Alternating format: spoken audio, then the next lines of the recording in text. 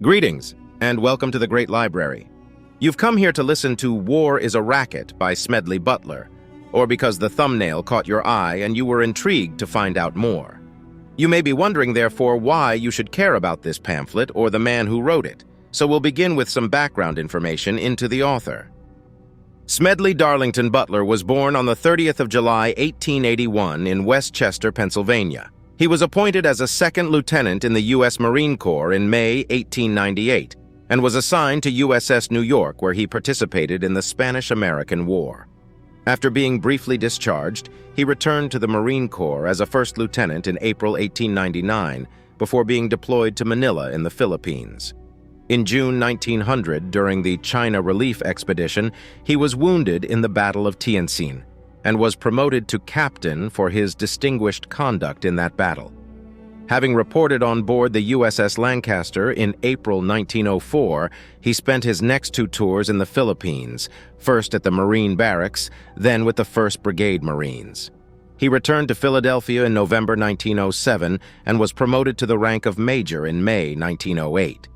In December 1909, Butler commanded the 3rd Marine Battalion at Camp Elliott, Panama Canal. He returned to Camp Elliott after temporary duty in Nicaragua, and on the 22nd of April 1914, he participated as battalion commander in the intervention at Veracruz, Mexico, for which he received his first Medal of Honor. In December 1914, he reported to the 1st Brigade Marines in Philadelphia before departing to participate in the Haitian campaign. In November 1915, after leading Marines and sailors from the USS Connecticut in a concentrated attack at Fort Riviere against the Caco bandits, he was awarded his 2nd Medal of Honor before being promoted to Lieutenant Colonel in August 1916.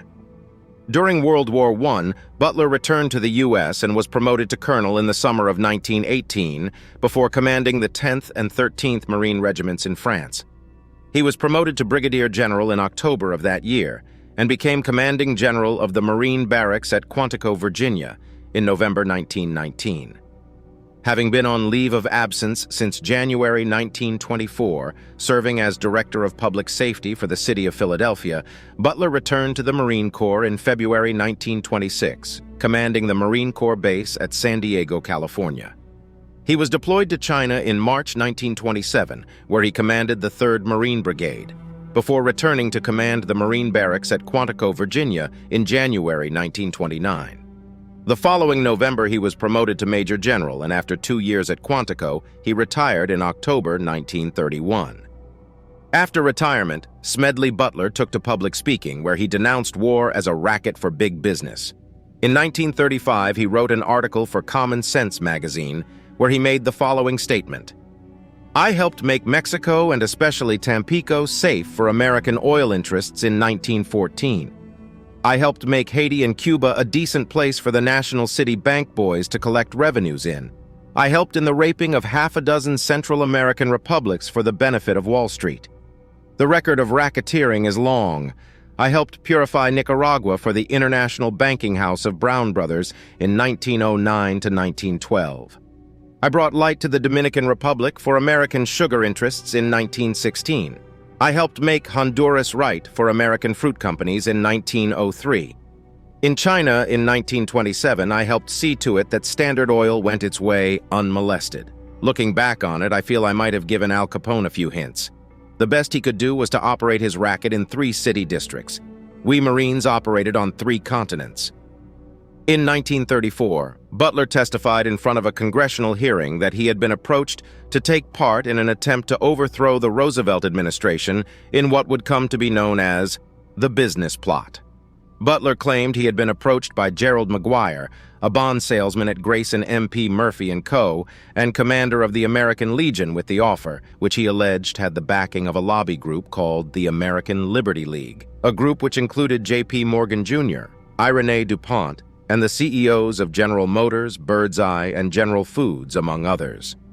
The Congressional Committee informed Congress it, quote, had received evidence that certain persons had made an attempt to establish a fascist organization in this country. There is no question that these attempts were discussed, were planned, and might have been placed in execution when and if the financial backers deemed it expedient. End quote. No further investigations or prosecutions were made. The business plot would go on to inspire the 1977 TV film The November Plan and the 2022 comedy mystery Amsterdam. Smedley Butler died on June 21, 1940, and is buried at Oakland Cemetery, Westchester, Pennsylvania. The following work, War is a Racket, was published shortly after the events of the business plot. Chapter 1. War is a Racket. War is a racket. It always has been. It is possibly the oldest, easily the most profitable, surely the most vicious. It is the only one international in scope. It is the only one in which the profits are reckoned in dollars and the losses in lives. A racket is best described, I believe, as something that is not what it seems to the majority of the people. Only a small inside group knows what it is about. It is conducted for the benefit of the very few, at the expense of the very many. Out of war, a few people make huge fortunes. In World War I, a mere handful garnered the profits of the conflict. At least 21,000 new millionaires and billionaires were made in the United States during the World War. That many admitted their huge blood gains in their income tax returns. How many other war millionaires falsified their tax returns, no one knows. How many of these war millionaires shouldered a rifle? How many of them dug a trench? How many of them knew what it meant to go hungry in a rat-infested dugout? How many of them spent sleepless, frightened nights ducking shells and shrapnel and machine gun bullets? How many of them parried a bayonet thrust of an enemy? How many of them were wounded or killed in battle?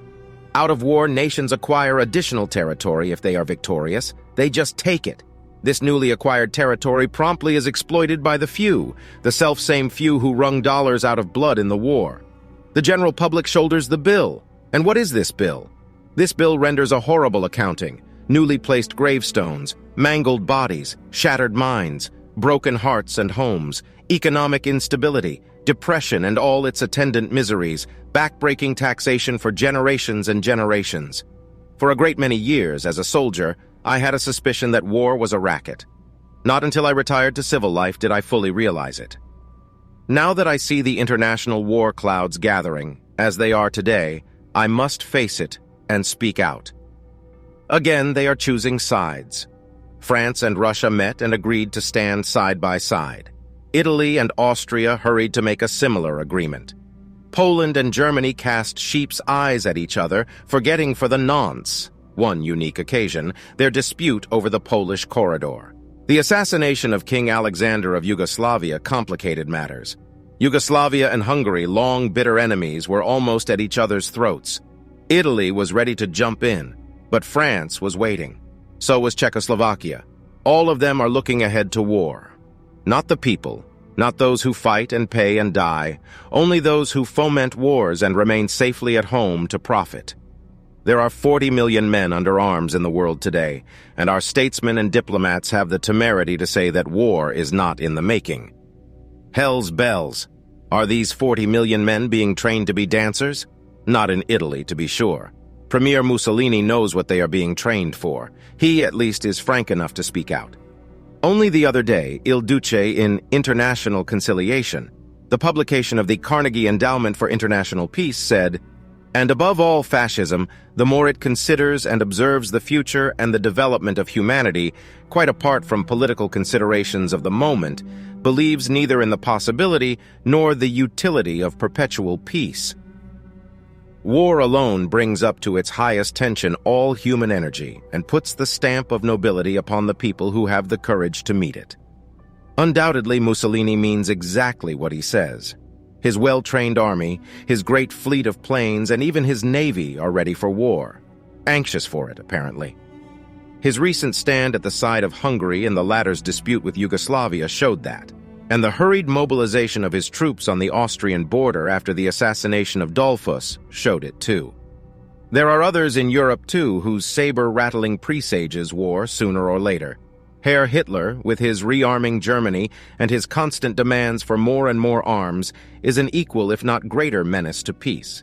France only recently increased the term of military service for its youth from a year to 18 months.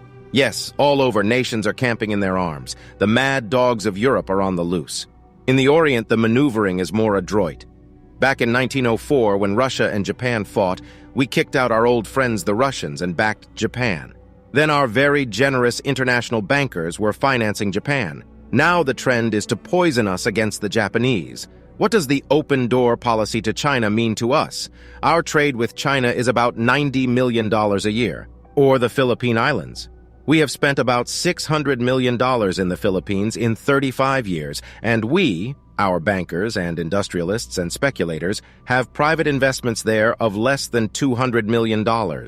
Then, to save that China trade of about $90 million, or to protect these private investments of less than $200 million in the Philippines, we would be all stirred up to hate Japan and go to war, a war that might well cost us tens of billions of dollars, hundreds of thousands of lives of Americans, and many more hundreds of thousands of physically maimed and mentally unbalanced men. Of course, for this loss, there would be a compensating profit. Fortunes would be made, millions and billions of dollars would be piled up by a few. Munitions makers, bankers, shipbuilders, manufacturers, meat packers, speculators, they would fare well.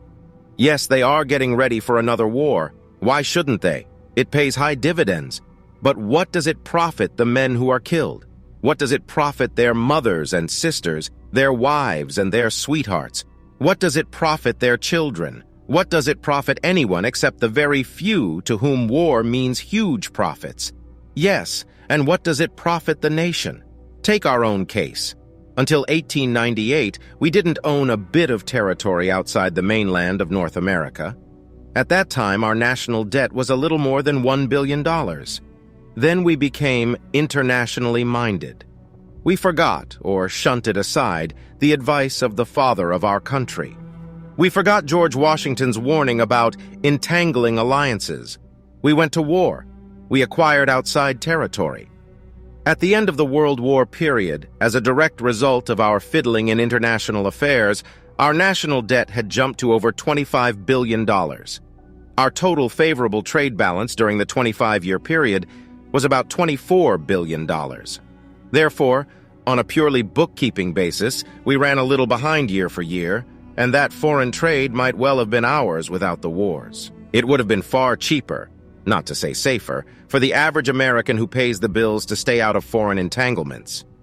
For a very few, this racket, like bootlegging and other underworld rackets, brings fancy profits, but the cost of operations is always transferred to the people, who do not profit. Chapter 2. Who makes the profits? The World War, rather, our brief participation in it, has cost the United States some $52 billion. Figure it out. That means $400 to every American man, woman, and child. And we haven't paid the debt yet. We are paying it, our children will pay it, and our children's children probably still will be paying the cost of that war. The normal profits of a business concern in the United States are 6, 8, 10, and sometimes 12%. But wartime profits, that is another matter, 20, 60, 100, 300, and even 1,800%. The sky is the limit. All that traffic will bear. Uncle Sam has the money. Let's get it. Of course, it isn't put that crudely in wartime. It is dressed into speeches about patriotism, love of country, and we must all put our shoulders to the wheel. But the profits jump and leap and skyrocket, and are safely pocketed. Let's just take a few examples. Take our friends the DuPonts, the powder people. Didn't one of them testify before a Senate committee recently that their powder won the war? Or saved the world for democracy? Or something? How did they do in the war? They were a patriotic corporation. Well, the average earnings of the DuPonts for the period 1910 to 1914 were $6 million a year. It wasn't much, but the DuPonts managed to get along on it. Now let's look at their average yearly profit during the war years, 1914 to 1918. $58 million a year profit we find. Nearly 10 times that of normal times, and the profits of normal times were pretty good. An increase in profits of more than 950%. Take one of our little steel companies that patriotically shunted aside the making of rails and girders and bridges to manufacture war materials. Well, their 1910 to 1914 yearly earnings averaged $6 million. Then came the war, and like loyal citizens, Bethlehem Steel promptly turned to munitions making. Did their profits jump? Or did they let Uncle Sam in for a bargain? Well, their 1914 to 1918 average was $49 million a year. Or let's take United States Steel. The normal earnings during the 5-year period prior to the war were $105 million a year. Not bad. Then along came the war, and up went the profits. The average yearly profit for the period 1914 to 1918 was $240 million. Not bad. There you have some of the steel and powder earnings. Let's look at something else. A little copper, perhaps. That always does well in war times. Anaconda, for instance. Average yearly earnings during the pre-war years, 1910 to 1914, of $10 million. During the war years, 1914 to 1918 profits leaped to $34 million per year. Or Utah Copper, average of $5 million per year during the 1910 to 1914 period. Jumped to an average of $21 million yearly profits for the war period. Let's group these 5 with 3 smaller companies. The total yearly average profits of the pre-war period, 1910 to 1914, were $137,480,000. Then along came the war. The average yearly profits for this group skyrocketed to $408,300,000, a little increase in profits of approximately 200%. Does war pay? It paid them. But they aren't the only ones. There are still others. Let's take leather. For the 3-year period before the war, the total profits of Central Leather Company were $3,500,000. That was approximately $1,167,000 a year. Well, in 1916, Central Leather returned a profit of $15 million, a small increase of 1,100%. That's all. The General Chemical Company averaged a profit for the 3 years before the war of a little over $800,000 a year. Came the war, and the profits jumped to $12 million. A leap of 1,400%. International Nickel Company, and you can't have a war without nickel, showed an increase in profits from a mere average of $4 million a year to $73 million yearly. Not bad? An increase of more than 1,700%. American Sugar Refining Company averaged $2 million a year for the 3 years before the war. In 1916, a profit of $6 million was recorded. Listen to Senate document number 259, the 65th Congress, reporting on corporate earnings and government revenues. Considering the profits of 122 meat packers, 153 cotton manufacturers, 299 garment makers, 49 steel plants, and 340 coal producers during the war, profits under 25% were exceptional. For instance, the coal companies made between 100% and 7,856% on their capital stock during the war. The Chicago Packers doubled and tripled their earnings. And let us not forget the bankers who financed the Great War. If anyone had the cream of the profits, it was the bankers. Being partnerships rather than incorporated organizations, they do not have to report to stockholders, and their profits were as secret as they were immense. How the bankers made their millions and their billions, I do not know, because those little secrets never become public, even before a Senate investigatory body. But here's how some of the other patriotic industrialists and speculators chiseled their way into war profits. Take the shoe people. They like war. It brings business with abnormal profits. They made huge profits on sales abroad to our allies. Perhaps, like the munitions manufacturers and armament makers, they also sold to the enemy. For a dollar is a dollar, whether it comes from Germany or from France. But they did well by Uncle Sam, too. For instance, they sold Uncle Sam 35 million pairs of hobnailed service shoes. There were 4 million soldiers, 8 pairs and more to a soldier. My regiment during the war had only 1 pair to a soldier. Some of these shoes probably are still in existence. They were good shoes. But when the war was over, Uncle Sam has a matter of 25 million pairs left over. Bought and paid for. Profits recorded and pocketed. There was still lots of leather left, so the leather people sold your Uncle Sam hundreds of thousands of McClellan saddles for the cavalry. But there wasn't any American cavalry overseas. Somebody had to get rid of this leather, however. Somebody had to make a profit in it. So we had a lot of McClellan saddles. And we probably have those yet. Also, somebody had a lot of mosquito netting. They sold your Uncle Sam 20 million mosquito nets for the use of the soldiers overseas. I suppose the boys were expected to put it over them as they tried to sleep in muddy trenches, one hand scratching cooties on their backs and the other making passes at scurrying rats. Well, not one of these mosquito nets ever got to France. Anyhow, these thoughtful manufacturers wanted to make sure that no soldier would be without his mosquito net. So 40 million additional yards of mosquito netting were sold to Uncle Sam. There were pretty good profits in mosquito netting in those days, even if there were no mosquitoes in France. I suppose if the war had lasted just a little longer, the enterprising mosquito netting manufacturers would have sold your Uncle Sam a couple of consignments of mosquitoes to plant in France so that more mosquito netting would be in order. Airplane and engine manufacturers felt they too should get their just profits out of this war. Why not? Everybody else was getting theirs.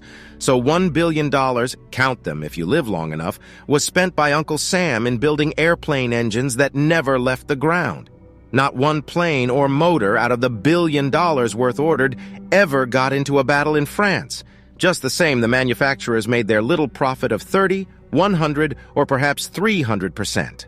Undershirts for soldiers cost 14 cents to make, and Uncle Sam paid 30 to 40 cents each for them. A nice little profit for the undershirt manufacturer.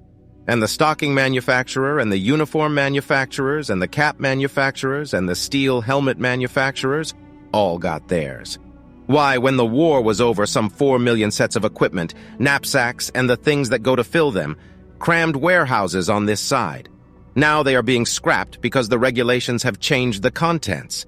But the manufacturers collected their wartime profits on them, and they will do it all over again the next time. There were lots of brilliant ideas for profit-making during the war. One very versatile patriot sold Uncle Sam 12 dozen 48-inch wrenches. Oh, they were very nice wrenches. The only trouble was that there was only one nut ever made that was large enough for these wrenches. That is the one that holds the turbines at Niagara Falls. Well, after Uncle Sam had bought them and the manufacturer had pocketed the profit, the wrenches were put on freight cars and shunted all around the United States in an effort to find a use for them. When the armistice was signed, it was indeed a sad blow to the wrench manufacturer. He was just about to make some nuts to fit the wrenches. Then he planned to sell these, too, to your Uncle Sam. Still another had the brilliant idea that colonels shouldn't ride in automobiles, nor should they even ride on horseback. One has probably seen a picture of Andy Jackson riding in a buckboard. Well, some 6,000 buckboards were sold to Uncle Sam for the use of colonels. Not one of them was used, but the buckboard manufacturer got his war profit. The shipbuilders felt they should come in on some of it, too. They built a lot of ships that made a lot of profit, more than $3 billion worth. Some of the ships were all right, but $635 million worth of them were made of wood and wouldn't float. The seams opened up, and they sank. We paid for them, though, and somebody pocketed the profits. It has been estimated by statisticians and economists and researchers that the war cost your Uncle Sam $52 billion. Of this sum, $39 billion was expended in the actual war itself. This expenditure yielded $16 billion in profits. That is how the 21,000 billionaires and millionaires got that way. This $16 billion profits is not to be sneezed at. It is quite a tidy sum, and it went to a very few.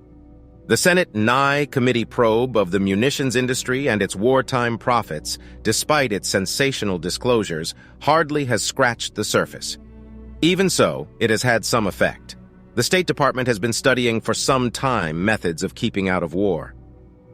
The War Department suddenly decides it has a wonderful plan to spring. The administration names a committee, with the War and Navy departments ably represented under the chairmanship of a Wall Street speculator, to limit profits in wartime. To what extent isn't suggested. Possibly the profits of 300 and 600 and 1,600% of those who turned blood into gold in the World War would be limited to some smaller figure. Apparently, however, the plan does not call for any limitation of losses. That is, the losses of those who fight the war. As far as I have been able to ascertain, there is nothing in the scheme to limit a soldier to the loss of but one eye or one arm, or to limit his wounds to 1 or 2 or 3. or to limit the loss of life. There is nothing in this scheme, apparently, that says not more than 12% of a regiment shall be wounded in battle, or that not more than 7% in a division shall be killed. Of course, the committee cannot be bothered with such trifling matters. Chapter 3. Who pays the bills? Who provides the profits? These nice little profits of 20, 100, 300, 1,500, and 1,800%. We all pay them, in taxation. We paid the bankers their profits when we bought Liberty bonds at $100 and sold them back at $84 or $86 to the bankers. These bankers collected $100 plus. It was a simple manipulation. The bankers controlled the security marts. It was easy for them to depress the price of these bonds. Then all of us, the people, we got frightened and sold the bonds at $84 or $86. The bankers bought them. Then these same bankers stimulated a boom and government bonds went to par and above. Then the bankers collected their profits. But the soldier pays the biggest part of the bill. If you don't believe this, visit the American cemeteries on the battlefields abroad, or visit any of the veterans' hospitals in the United States. On a tour of the country, in the midst of which I am at the time of this writing, I have visited 18 government hospitals for veterans. In them are a total of about 50,000 destroyed men who were the pick of the nation 18 years ago. The very able chief surgeon at the government hospital at Milwaukee, where there are 3,800 of the living dead, told me that mortality among veterans is 3 times as great as among those who stayed at home. Boys with a normal viewpoint were taken out of the fields and offices and factories and classrooms and put into the ranks. There they were remolded. They were made over. They were made to about-face, to regard murder as the order of the day. They were put shoulder to shoulder, and through mass psychology, they were entirely changed. We used them for a couple of years and trained them to think nothing at all of killing or of being killed. Then, suddenly, we discharged them and told them to make another about-face. This time they had to do their own readjustment. Sans mass psychology, sans officers' aid and advice, and sans nationwide propaganda. We didn't need them anymore. So we scattered them about without any 3-minute or Liberty Loan speeches or parades. Too many of these fine young boys are eventually destroyed, mentally, because they could not make that final about-face alone. In the government hospital in Marion, Indiana, 1,800 of these boys are in pens, 500 of them in a barracks with steel bars and wires all around outside the buildings and on the porches. These already have been mentally destroyed. These boys don't even look like human beings. Oh, the looks on their faces. Physically, they are in good shape. Mentally, they are gone. There are thousands and thousands of these cases, and more are coming in all the time. The tremendous excitement of the war, the sudden cutting off of that excitement, the young boys couldn't stand it. That's a part of the bill. So much for the dead. They have paid their part of the war profits. So much for the mentally and physically wounded. They are paying now their share of the war profits. But the others paid too. They paid with heartbreaks when they tore themselves away from their firesides and their families to don the uniform of Uncle Sam, on which a profit had been made. They paid another part in the training camps where they were regimented and drilled, while others took their jobs and their places in the lives of their communities. They paid for it in the trenches where they shot and were shot, where they were hungry for days at a time, where they slept in the mud and the cold and in the rain, with the moans and shrieks of the dying for a horrible lullaby. But don't forget, the soldier paid part of the dollars and cents bill, too. Up to and including the Spanish-American War, we had a prize system, and soldiers and sailors fought for money.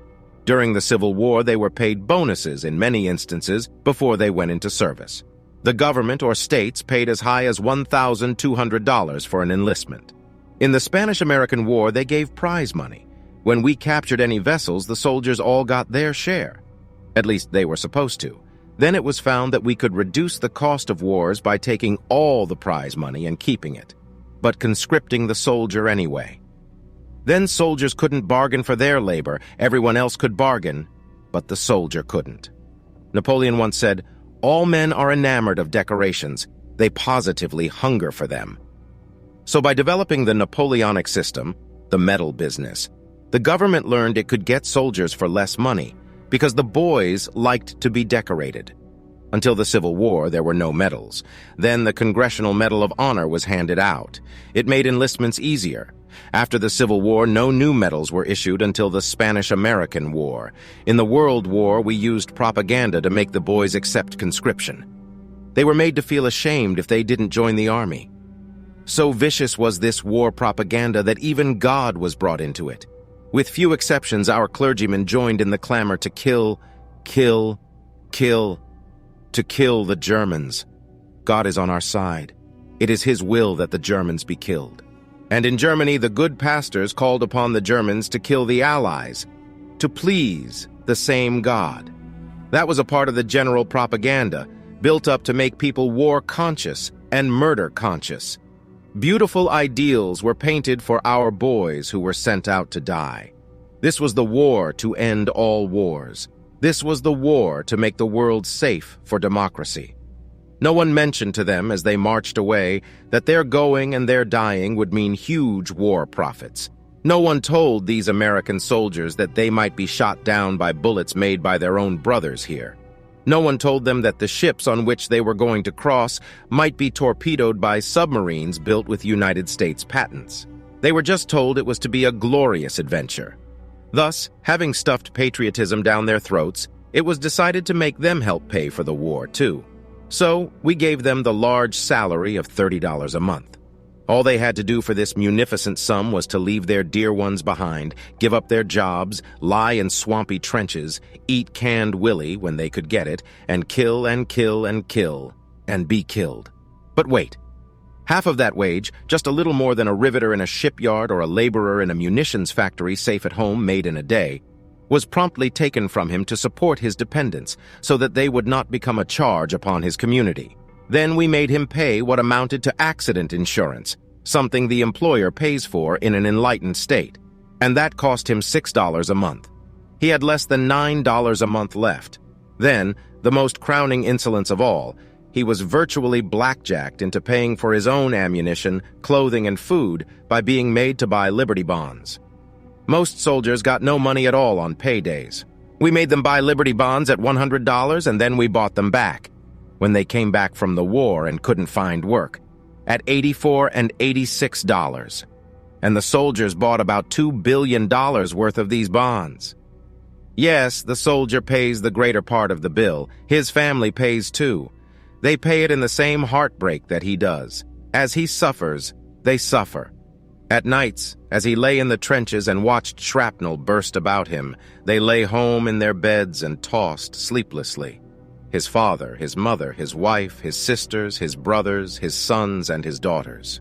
When he returned home minus an eye, or minus a leg, or with his mind broken, they suffered too, as much as, and even sometimes more than he. Yes, and they too contributed their dollars to the profits of the munitions makers and bankers and shipbuilders and the manufacturers and the speculators made. They too bought Liberty bonds and contributed to the profit of the bankers after the armistice in the hocus-pocus of manipulated Liberty bond prices. And even now, the families of the wounded men and of the mentally broken and those who never were able to readjust themselves are still suffering and still paying. Chapter 4. How to smash this racket? Well, it's a racket all right. A few profit, and the many pay. But there is a way to stop it. You can't end it by disarmament conferences. You can't eliminate it by peace parleys at Geneva. Well-meaning but impractical groups can't wipe it out by resolutions. It can be smashed effectively only by taking the profit out of war. The only way to smash this racket is to conscript capital and industry and labor before the nation's manhood can be conscripted. 1 month before the government can conscript the young men of the nation, it must conscript capital and industry and labor.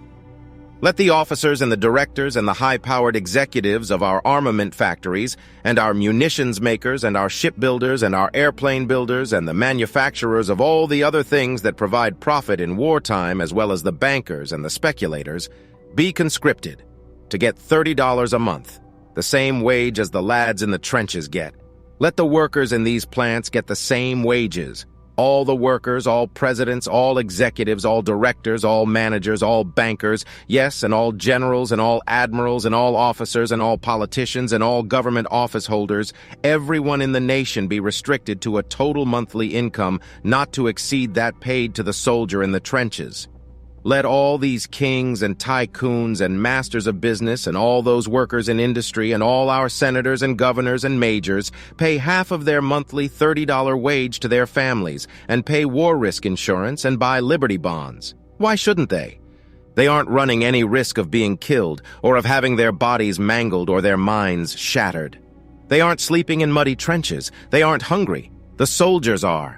Give capital and industry and labor 30 days to think it over, and you will find by that time there will be no war. That will smash the war racket. That and nothing else. Maybe I am a little too optimistic. Capital still has some say. So capital won't permit the taking of the profit out of war until the people, those who do the suffering and still pay the price, make up their minds that those they elect to office shall do their bidding, and not that of the profiteers. Another step necessary in this fight to smash the war racket is the limited plebiscite to determine whether a war should be declared. A plebiscite not of all the voters, but merely of those who would be called upon to do the fighting and dying. There wouldn't be very much sense in having a 76-year-old president of a munitions factory or the flat-footed head of an international banking firm or the cross-eyed manager of a uniform manufacturing plant, all of whom see visions of tremendous profits in the event of war, voting on whether the nation should go to war or not. They never would be called upon to shoulder arms, to sleep in a trench, and to be shot. Only those who would be called upon to risk their lives for their country should have the privilege of voting to determine whether the nation should go to war. There is ample precedent for restricting the voting to those affected. Many of our states have restrictions on those permitted to vote. In most, it is necessary to be able to read and write before you may vote. In some, you must own property. It would be a simple matter each year for the men coming of military age to register in their communities as they did in the draft during the World War and be examined physically. Those who could pass, and who would therefore be called upon to bear arms in the event of war, would be eligible to vote in a limited plebiscite. They should be the ones to have the power to decide, and not a Congress few of whose members are within the age limit and fewer still of whom are in physical condition to bear arms. Only those who must suffer should have the right to vote. A third step in this business of smashing the war racket is to make certain that our military forces are truly forces for defense only. At each session of Congress, the question of further naval appropriations comes up. The swivel chair admirals of Washington, and there are always a lot of them, are very adroit lobbyists. And they are smart. They don't shout that, "We need a lot of battleships to war on this nation or that nation." Oh no. First of all, they let it be known that America is menaced by a great naval power. Almost any day, these admirals will tell you, the great fleet of this supposed enemy will strike suddenly and annihilate 125 million people, just like that. Then they begin to cry for a larger navy. For what? To fight the enemy? Oh my no, oh no, for defense purposes only. Then, incidentally, they announce maneuverers in the Pacific for defense. The Pacific is a great big ocean. We have a tremendous coastline on the Pacific. Will the maneuverers be off the coast 200 or 300 miles? Oh no, the maneuverers will be 2,000, yes, perhaps even 3,500 miles off the coast. The Japanese, a proud people, of course, will be pleased beyond expression to see the United States fleet so close to Nippon's shores. Even as pleased as would be the residents of California were they to dimly discern through the morning mist the Japanese fleet playing at war games off Los Angeles. The ships of our Navy, it can be seen, should be specifically limited, by law, to within 200 miles of our coastline. Had that been the law in 1898, the Maine would never have gone to Havana Harbor. She never would have been blown up. There would have been no war with Spain, with its attendant loss of life. 200 miles is ample, in the opinion of experts, for defense purposes. Our nation cannot start an offensive war if its ships can't go further than 200 miles from the coastline. Planes might be permitted to go as far as 500 miles from the coast for purposes of reconnaissance, and the army should never leave the territorial limits of our nation. To summarize, 3 steps must be taken to smash the war racket. 1. We must take the profit out of war. 2. We must permit the youth of the land who would bear arms to decide whether or not there should be war. 3. We must limit our military forces to home defense purposes. Chapter 5. To hell with war. I am not a fool as to believe that war is a thing of the past. I know the people do not want war, but there is no use in saying we cannot be pushed into another war. Looking back, Woodrow Wilson was re-elected president in 1916 on a platform that he had kept us out of war and on the implied promise that he would keep us out of war. Yet 5 months later, he asked Congress to declare war on Germany. In that 5-month interval, the people had not been asked whether they had changed their minds.